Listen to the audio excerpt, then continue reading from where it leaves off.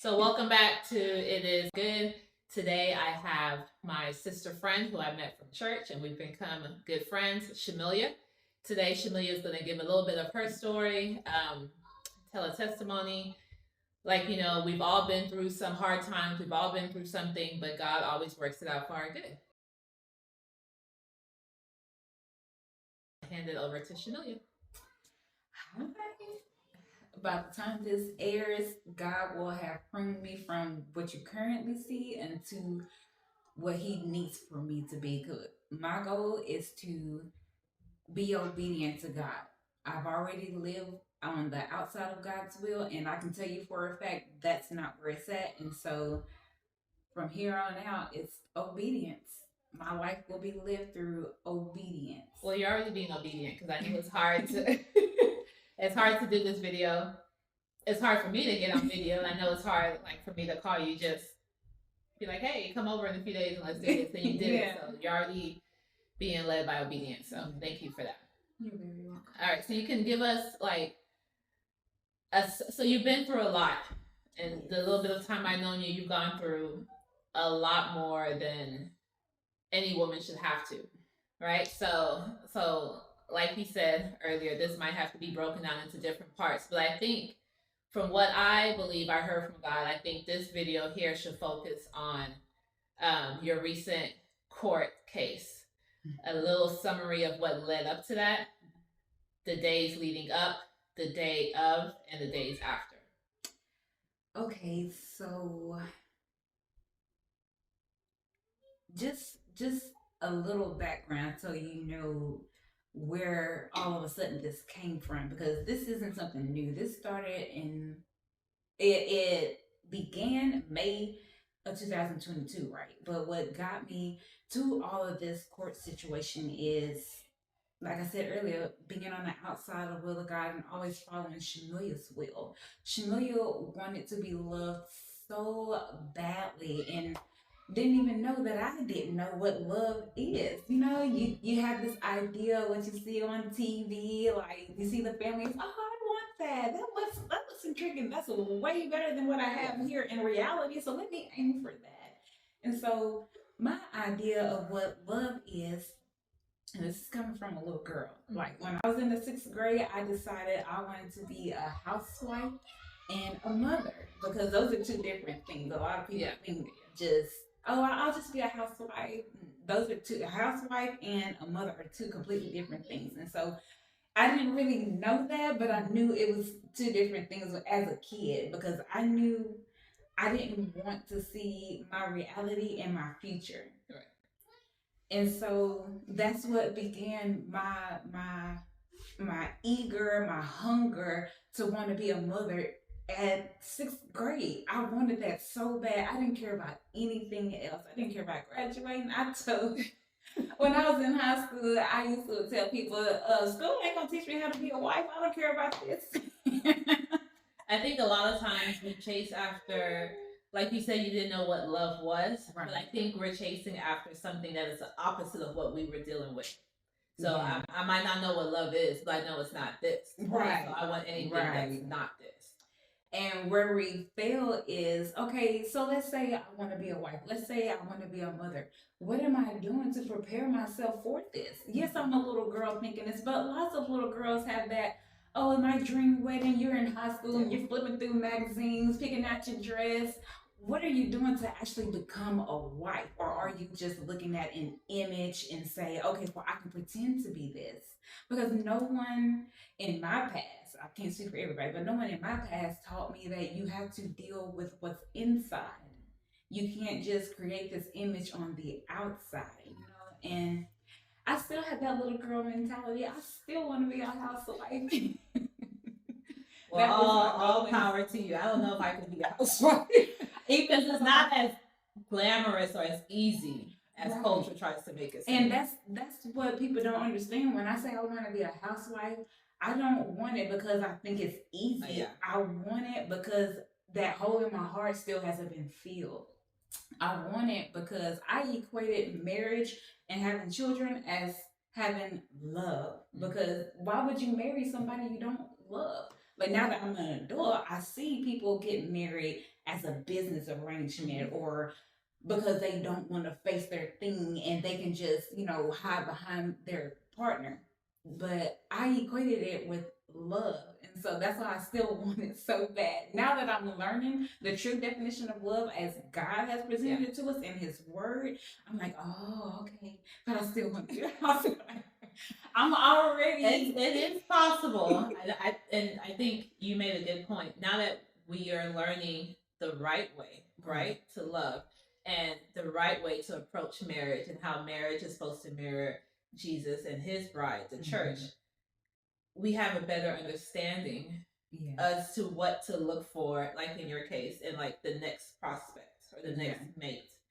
So let's take that image that you had at 6 to be this housewife and looking for love, and now let's bring that to how you ended up in the court case. Well, let's just say I didn't know God's definition, which is why I'm in this court case.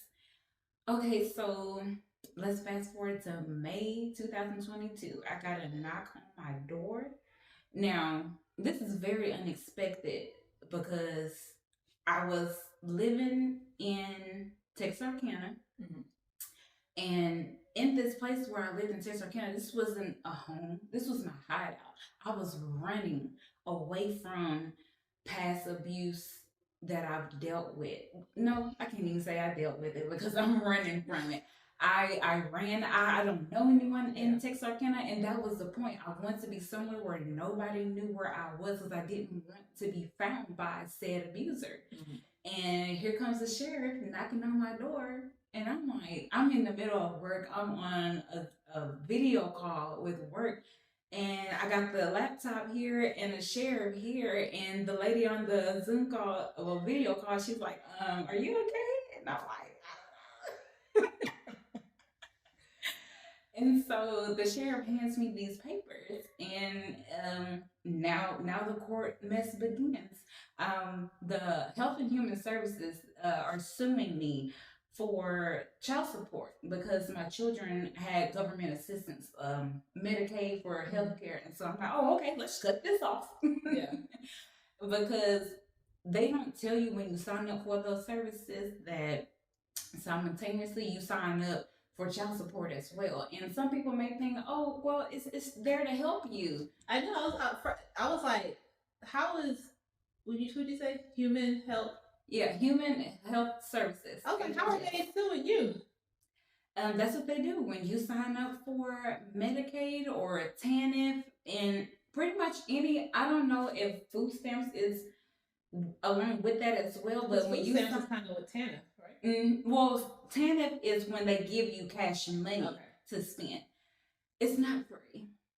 Yeah, a lot of people don't know that because I didn't know that. I used to be on those services. I had no idea what. And I think that's how. I hate to say government, but that's how people kind of take advantage of you because they go after the vulnerable population. You see it as help. I need this help. I'm sure I was in that position before. I needed help. I'm not reading the fine lines. I'm just saying. Oh, it's not there. This is well. It's not in the fine print. If it was there, I wouldn't have read it, to be honest. But you're going for the help. You're not thinking that there's any strings attached. And that is a story of my life, needing help and being so desperate that you allow your situation to dictate how you respond, how you react. So you're so in need of help that your discernment is off. Off, negative, zero. Like discernment, what is that word? I don't even think I knew what discernment was until I really got in my face, to be honest. So. Same. I didn't learn what discernment was until our church taught us. And that's the good thing about running to God, is because that's when you truly learn. But so they finally caught up with me. Now at this time, my child it's 2022. So she was 4 going on 5 around this time. It's May. And I get the paper, and so they already have the court date arranged and all this mess, and I'm like, I just ran away from this person. Well, not even just. I had been away from this person for At least two going on 3 years at this point. Okay, so you say this person, so Health and Human Resources or Services was suing you, and you said when you sign up for that stuff, you now sign up for child support. Yeah. So they were saying that you owed somebody else child support because you got the services. Well, I got the services, so therefore I'm a part of the case. But they don't want the money from the person who is getting the services. They want the money from the opposite parent. Oh, so they want. So even though they're giving you help, they like somebody gonna pay for it. Exactly. Oh. Exactly. Okay. And so yeah, so with that, I offered to pay because I don't want to have to deal with this person. I just ran away from this person. There's a reason I got away from this person, you know, and so I offered to pay the state of Texas the money back, and they were like, no. And so, and it took a very long time to get it cut off because from May when they sent me that paper, oh, I was making phone calls. We finna get this cut off because I if it comes with the danger I just ran from, yeah. I don't want it. And so it took a year to finally get it cut off. And guess who's never going on that stuff again? It's okay for those of them who need the help and maybe the dad isn't helping, but if this is if we're dealing with a regular person, okay, fine. Just have the child support, get the help that you need, but it's not a lifestyle. It's not something that you need to aid you to get through life. It should be there for a moment. A season, yeah. Yes, until you can get on your feet. But it's not even going to help you get on your feet, in all honesty, because they pinch and pinch and pinch. Oh, and let you make one extra dollar. Oh, you're taking a whole $100 out of that food stamps or whatever it is, you know, and yeah, it's not really going to help you. So it's great for a season. Yeah, because, you know, I don't want anybody to feel like we're saying that you should never be on it. Right. I've used it for a season. You've used it for a season. It's great for a season. But your particular case, using it came back around to bite you by bringing the person you were trying to escape from back into your life, who then has caused trauma more than trying to, but ultimately won't succeed because God will get the final glory. That is so true. But I'll let you tell your story. So yeah, so now at this point in 2022, we're in child support court. This is just where they basically say, okay, gotcha, we want our money. They don't actually care about the well-being of the child, in all honesty. But because they're taking money from one person, they're like, well, let's just be fair and just give him some rights. You know, they don't actually care if the father goes through with it but this is how it's set up. We take money from you and we'll say, okay, yeah, you have some rights to this child. And I don't agree with that because I already seen what's already happened and what can possibly happen if we go right back to giving this person access to me. Yeah. Because in all honesty, that's all the person wants, is just access to me. And the child is now the gateway to do that. Just like on our way over here, Grace asked me a very interesting question. She asked me, why do people kidnap people? And my answer to her was my answer to me. And I told her, well, when the boogeyman kidnaps little kids, they don't actually want the kids. They want that parent to be so desperate that they'll do whatever in order to get that child back. And so their demands will be met because they think, oh, well, they love this child so much, so they're going to give me whatever it is that I want. And that's exactly what I'm going through now. Like, give me that child or give me what I want. Yeah. And I'm saying no to both. Mm-hmm. And it's causing me such a ruckus in my life right now. But I'm going to stand firm on that no. But in all honesty, it's changing my life because this situation is what brought me to Christ. Because who else am I going to call on? I've tried Shamilia's way. Shamilia's way didn't work. I've tried running. I've ran 5 states away. I've ran cities away. And I think it's crazy how, like, the whole time, right? God never left your side. He was waiting for you to come. Yep. And even, like you say, you ran 5 states away and you ran to Texarkana where you thought nobody would find you. And here comes that sheriff. Knock, knock, knock. God, I mean, yes, the situation is hard, but God is telling you it's time to stop running. Yeah. Because you're going to be found. So you might as well invite me in to fight for you and with you, right? Because you can't do it by yourself. I can, and that's what I had to figure out the hard way. I have been doing everything by myself. There's no men in my life teaching me the way. If there were, I wouldn't have entertained this kind of man. You know, there's no prince coming to the princess's rescue, or I'm a damsel in distress. But that's okay, right? Because Jesus is our Prince of Peace. Yes, yes. So, like, I think a lot of times, like, I'm not exempt from, trauma and all that stuff. And I feel like as we grow more spiritually, we learn that just because we're followers of Christ doesn't mean we won't ever have trouble. Mm-hmm. It just means that now we're able to face it with a different sense of peace. Because, my God, we could be going through, the world can be breaking down around us, but somebody might be like, but you're handling it so well. Right. I have this new sense of peace. Yeah. This one of your babies. Yes. This now, his name means God is our strength. And when I tell you he has been saving the day without even knowing it, he has been.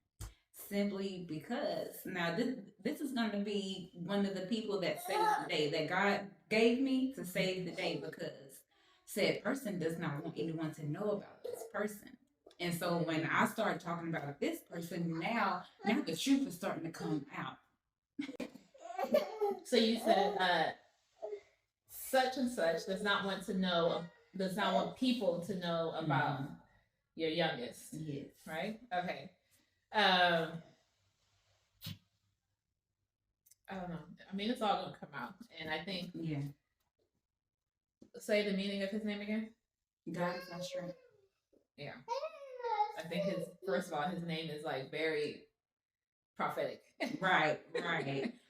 And I think God's strength is what will carry you through the rest of this.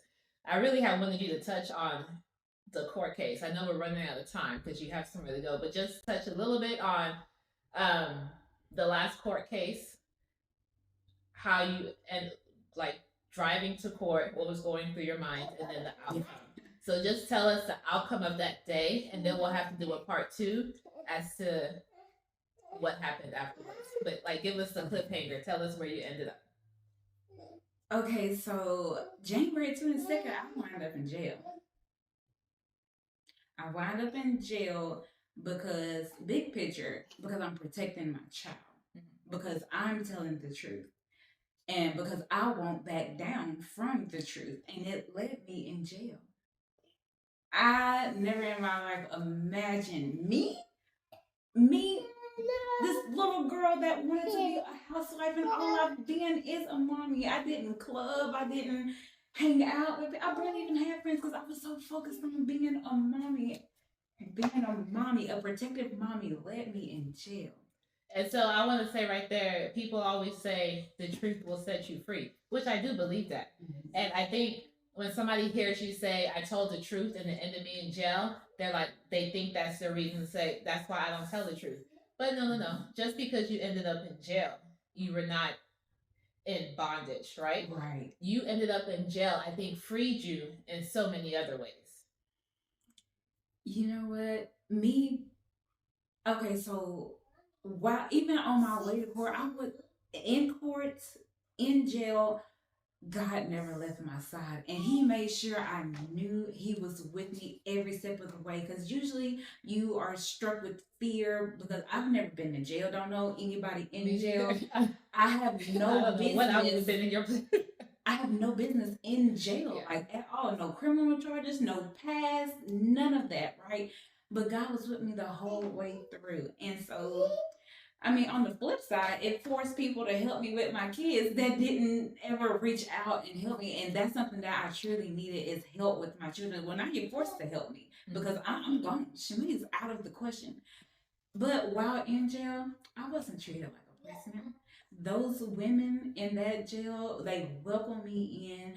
They, in their jailhouse way, they looked out for me. You know what I mean? Like it doesn't always look the way that you want it to look. Now, mind you, I'm coming into their space, and I'm not placing them as jailhouse ladies because anybody and everybody can change. And so, me just entering their space, they could have been, all in my face like what you see on TV, but it wasn't like that. They allowed me to sit in my little corner and read my Bible. I got so much reading done. I slept. I watched so much TV. I don't even watch TV like that in my free life. But they let me have the remote, child. But even I was able to read devotionals to them, like, and there was one particular girl in there that I was able to minister to, and I pray that I see her walk into our church. She already knew about our church and so she knew of it. I gave her my phone number. She hadn't reached out yet, but that's okay. I'm gonna give her time. I pray that you planted the seed. I did. I did. It's the next person. Yeah, you did your part. Yep. And that's what I was telling myself on the drive to correlate. Even if this lands in me in jail, that just means somebody's in that jailhouse that needs God to speak to them, and He's going to use me. And that is a beautiful thing right there. And I think that ties into the a lot of people say that certain people treat God like a genie, right? He's only good if he does this, this, this, and this. I think the real testament of knowing like spiritual maturity and how your faith is to say God can do this, right? But if he doesn't, he's still good. Right. If I end up in your case in jail, it's because he needs me there to reach somebody. Yep. And I like the fact that you told me you were in there just reading the Bible to these women. Like you changed their lives in a way you have no idea. And yes, you had to suffer or deal with something very hard, but I think you don't realize, and sometimes you may never realize just how many lives you affected just by being in there for those few days. Right. But we'll stop here. And then, yeah, we'll definitely have to come back and do a part 2 because yes, you have a lot more to share, and I think it will help a lot of people. But yeah, so this was my friend Shanoya. As you can see, she's gone through a lot.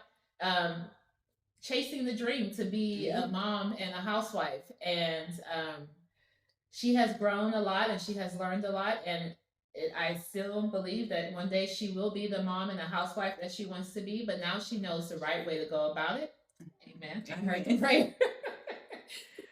What is it? I think it's Sarah Jakes who say, if you don't say amen, it's not. You didn't come into agreement. But anyways, yeah, so life is not always easy. Even if you're, a child of God, a Christian, that doesn't mean that you won't ever have trials or tribulations. But I think because we now have Christ in our lives, we can handle it a lot differently. I mean, can you imagine being thrown in jail back then with the ocean? Like, you probably would have lost your mind. But you had God and you had peace throughout the whole situation. And through that situation, you probably started a change in so many other women. Right. So we'll come back another day and you'll tell the rest of your story. And I'll be cuter. But all right, thank you. Yeah, so I'll come back with another episode and we'll see Shanoya finish the rest of her story another day. Until next time. Yes, thanks for tuning in.